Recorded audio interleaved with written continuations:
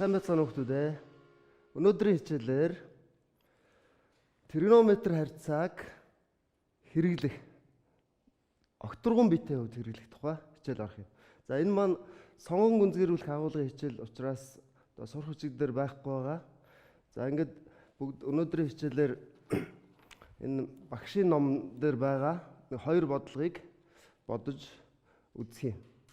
За ингээд эхнийхээ бодлогыг харъя. За нэгдүгээр бодлого. 1 см өндөртэй шулуун призмын суур нь 2 см талтай 30 градус хурц өнцгтэй ромб байв. Суурийн нэг ирмэгийг дайрсан суурийн хавтгайтай 60 градус өнцөг үүсгэх хавтгай огтлолыг байгуулав. Энэ огтлолын талбайг ол. За тэгэхээр бодлого бодохын тулд эхлээд зурга зөв дүрсэлд зорох хэрэгтэй болдог. За тэгэхээр бодит байдал дээр бол призмын суур нь ромб байгаа. За призм маань хоёр суурьтай. Хоёр суур нь хоёулаа яг ижилхэн хэмжээтэй ромб байгаа. Гэхдээ ромбыг бид нэр окторгууд дүрсэлд зурхдаа яг ромб чигээр нь зурдаггүй. Параллелограмм болж дүрсэлдэг. Ромб маань ийм параллелограмм хэлбэрээр дүрслэгдэх нь байна. За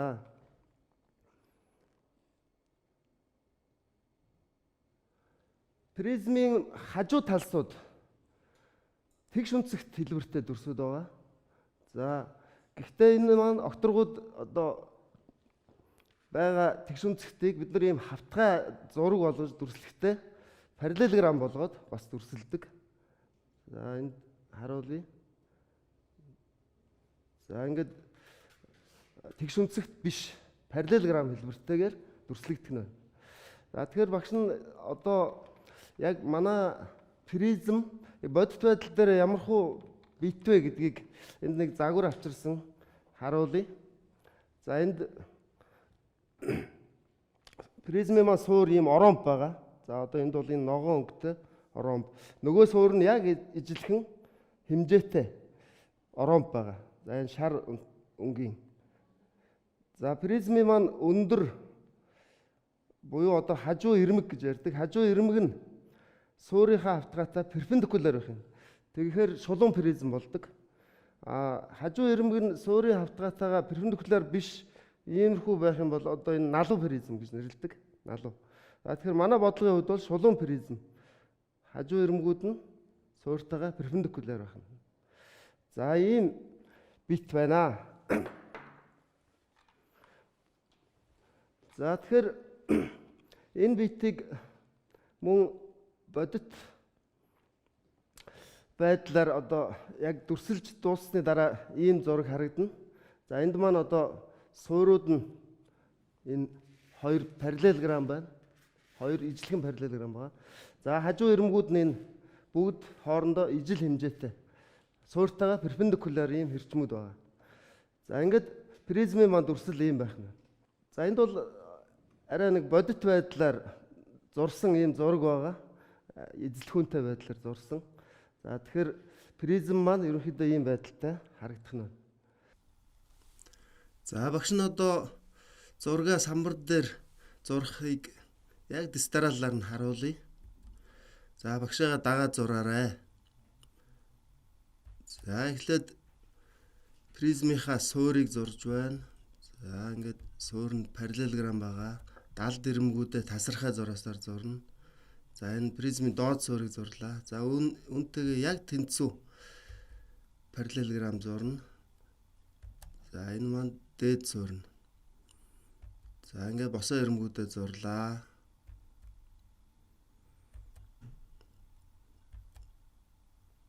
За ингээд призм маань бэлэн боллоо. Одоо призмийнхаа оройнууд дээр нэр өгье. За А, Б, С, Д. За доод суурийн оройнуудыг А1, Б1, С1, Д1 гэж нэрлэлээ. За одоо огтлолоо зурна. За Б1, С1 ирмэгийг дайрсан хавтгай татахад за уг хавтгай маань призмын хажуу ирмэгүүдийг огтлоод гарна. За огтлж гарч байгаа шулуун маань энэ байна. За энэ шулуун А1 ДД1 ирмгийн үргэлжилттэй дээр очиж огтлцож байна. За огтлсон цэгүүдийг холболоо. За мөн призмын дээд ирмгийг огтлж гарч байгаа цэгийг холболоо. За ингээд огтлолд нь энэ цэнхрээр харуулж байгаа дөрвөн өнцөгт үүссэн байна. За энэ бол параллелограмм дүрс үүсэж байгаа. За огтлолын цэгүүдээр нэр өгье. L, M. За призмын дээд ирмгийг огтлсон цэг E, G.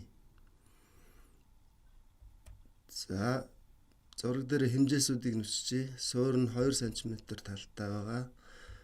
За босоо ирмэг нь 1 см талтай байгаа. За суурийн ромбын хурц өнцөг 30 градус байна. За ингээд M цэгээс B1 C1 ирмэг рүү перпендикуляр татлаа.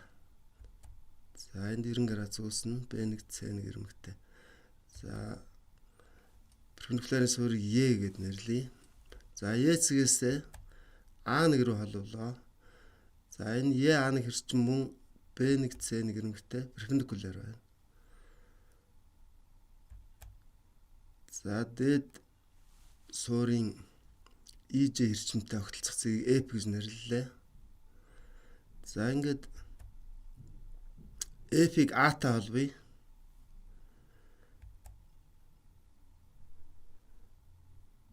За зураг зурх үйл ажиллагаа маань ерөнхийдөө дуусч байна.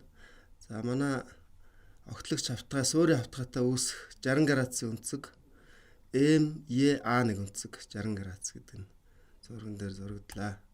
За ингээ одоо бодлогоо бодох ажилд оръё.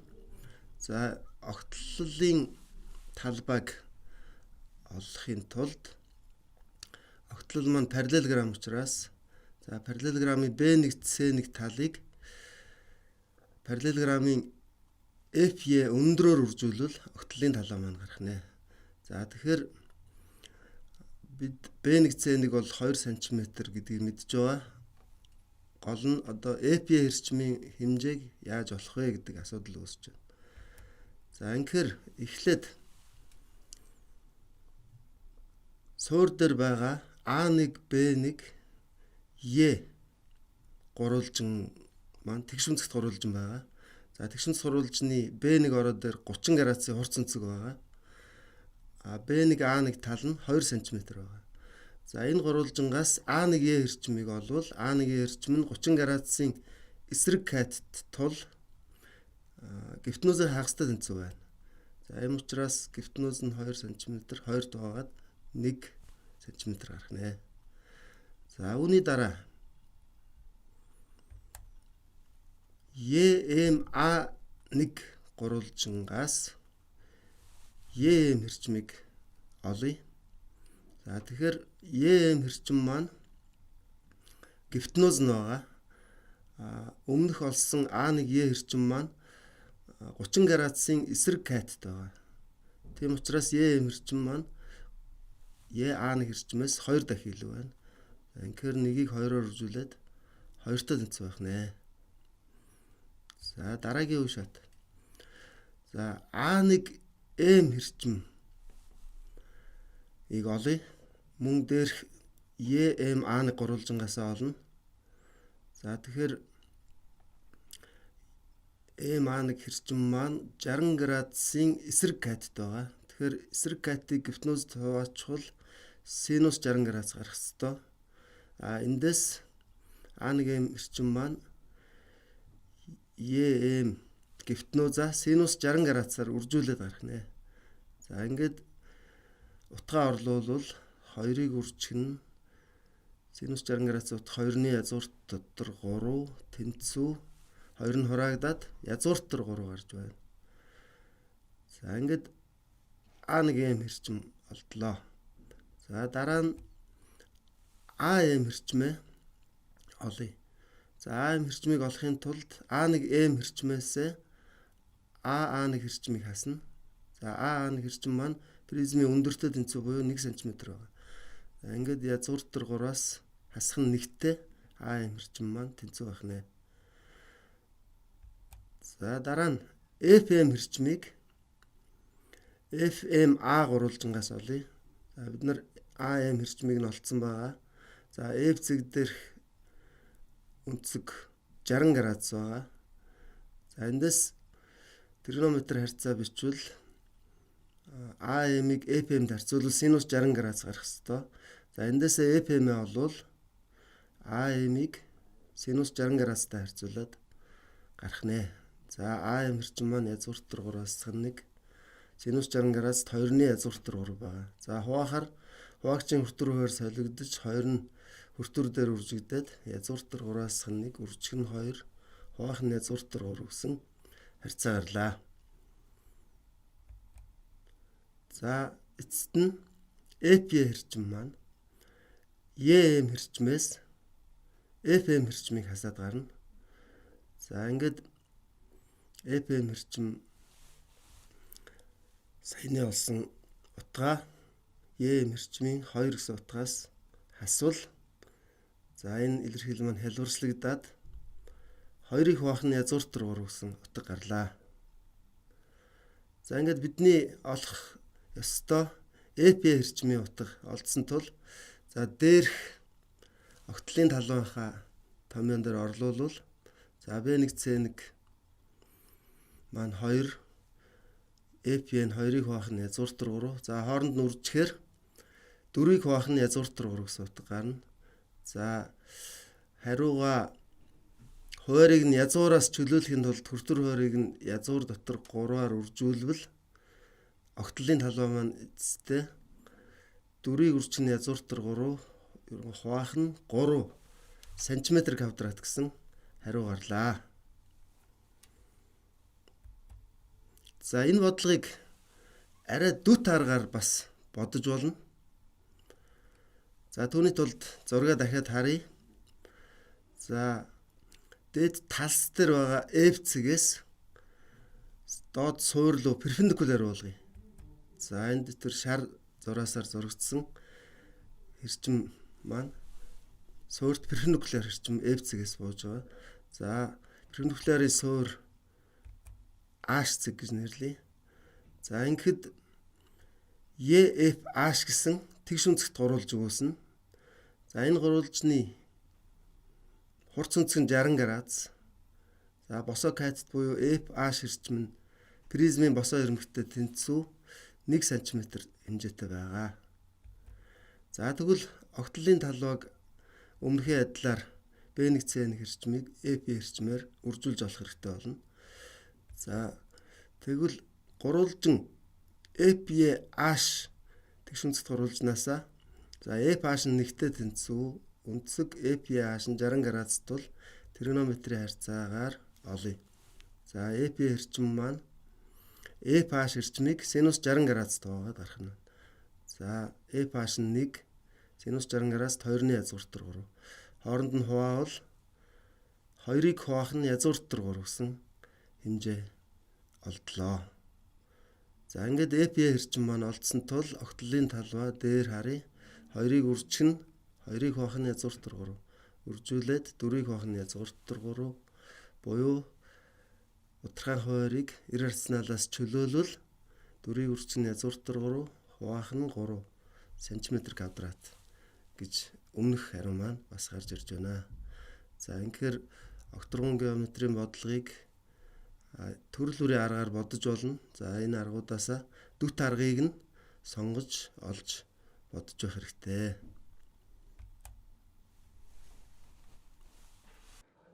За бодлого 2. Зөв дөрвөн өнцөгт пирамидын суурийн талбайг хажуу гадруугийн талбайд харьцуулсан харьцаа 2-ыг харьцах нь 3 бол түүний хажуу талс суурийн хавтгайтай үүсгэх өнцгийн хэмжээг ол гэсэн бодлого байна.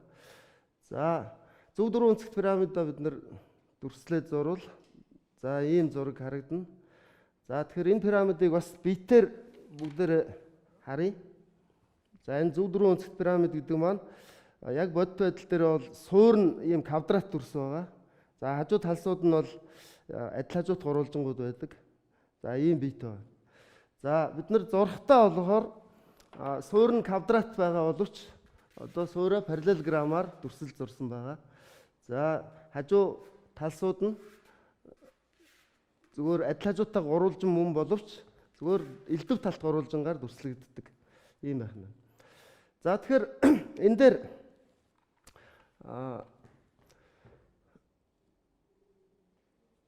хідэн тэмдэглэгээ хийсэн байгаа. За жишээлбэл суурь нь квадрат. Квадратын талыг бид нэр А гэж тэмдэглэсэн байна. За энэ пирамидын оройгоос суурийн ирмэг рүү татсан өндрийг за апофем гэж нэрлэдэг. За тэр апофемийнхаа хэмжээг L үсгээр тэмдэглэсэн байна. За бидний олох гэж байгаа хажуу талс суурийн хавтгайтай үүсэх өнцөг гэдэг маань энэ апофем суурийн хавтгай дээр орж байгаа OH хэрчим хоёрын хооронд үүсэж байгаа энэ P өнцгийг бид нар бодож олох хэрэгтэй байх нь. За тэгэхээр тооцооллыг хийхдээ за дэлгээс ашиглая. За пирамидыг энэ босоо энэ хажуу ирмгүүдийнх нь дагуу зүсээд дэлгэжвэл дараах дүрс гардаг. За ингээд суурь нь квадрат, хажуу талсууд нь адил хажууд гурвалжингууд дэлгэгдээд нэг ийм зураг үүснэ. За тэгэхээр суурийн талбай гэдэг бол квадратын талбай, А квадратаа тэнцүү. За одоо бид нар тэр хажуу гадаргуугийн талбай гэдэг маань энэ хажуу талд байгаа дөрвөн гурвалжингийн талбай нийлбэр байна. Тэгэхээр хажуу гадаргуу маань нэг гурвалжны талбайг нь олоод дөрөөр үржүүлчихвэл гарах нэ гэсэн. За тэгэхээр энд тооцооллыг харъя. За хажуу гадаргуугийн талбай бол нэг гурвалжны талбай нь А, L хоёрыг үржүүлээд 2 туваахад гарна. Гурвалжны суурийг өндрөөр үржүүлж 2 туваадаг тань. За дөрвөн ижлэхэн гурвалжин байгаа тул 4-оор үржүүллээ. 4 нь 2-тойгоо хураагдаад 2AL гэдэг томьёотой байх нэ. Пирамидын хажуу гадаргуугийн талбай. За бодолтыг хийж үзье. За суурийн талбайг хажуу гадаргуугийн талбайд харьцуулсан харьцаа маань саяны томьёосоор суурийн талбай А квадраттай тэнцүү, хажуу гадаргуугийн талбай 2-ыг үржих нь А, үржих нь L-тэй тэнцүү байгаа. За энэ хоёр илэрхийлэг хооронд нь хуваахад А нь хураагдаад А-г хуваах нь 2L болж байна. За энэ илэрхийллийг жаахан өөрчлөөд 2-1 А хуваах нь L гэж өччихье. За ингэвэл зургаас харуул 2-1 А-г L-д харьцуулахад P өнцгийн косинустай тэнцүү байхаар байна. За ингээд өвөгцөн нөхцөл ёсоор косинус P өнцөг маань 3-2-тай тэнцүү байна. За эндээс P өнцгийн хэмжээг тооны машинаар бодуулаад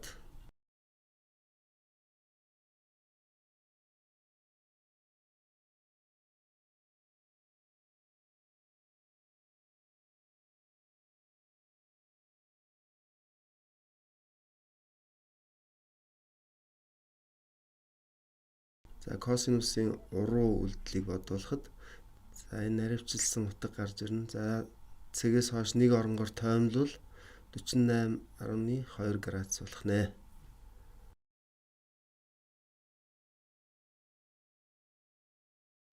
Өнөөдрийн хичээлээр бид бүхэн тригонометр харьцааг огторгуун биетүүд дээр хэрхэн хэрэгжилж байна вэ гэдэг тухай хоёр жишээ бодлого бодож үзлээ. За ингээд үдсэн мэдлэгээ баттгаж гэртээ дараах хоёр бодлогыг бодож үзээрэй. За нэгдүгээрт нь тэгшүнцэгт параллел бивтийн хажуу ирмэг диагонал хажуу ирмэгтэйгээ 45 градус. Суурийн ирмэгүүдтэйгээ ижил өнцөг үүсгдэг бол энэ өнцгийн хэмжээг бол. Хоёрдугаар бодлого нь гурвалжин пирамидын суурийн талууд 26, 28, 31 зурттай. Хажуу талсууд суурийн хавтгайтай ижил 60 градус өнцөг үүсгэнэ. Пирамидын бүтэн гадаргуугийн талбайг бол.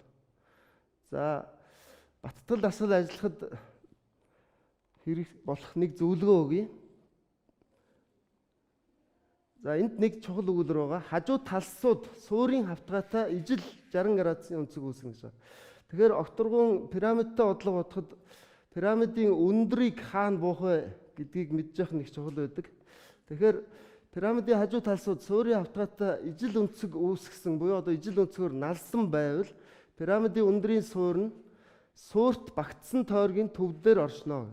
За тэгээ пирамидаа зураад өндөр нь суур дотор багтсан тойргийн төв дээр бууна гэдгийг анхаарал давж энэ бодлогыг бодох нь байна. За ингээд өнөөдрийн хичээл маань дууслаа. Анхаарал тавьсанд баярлалаа.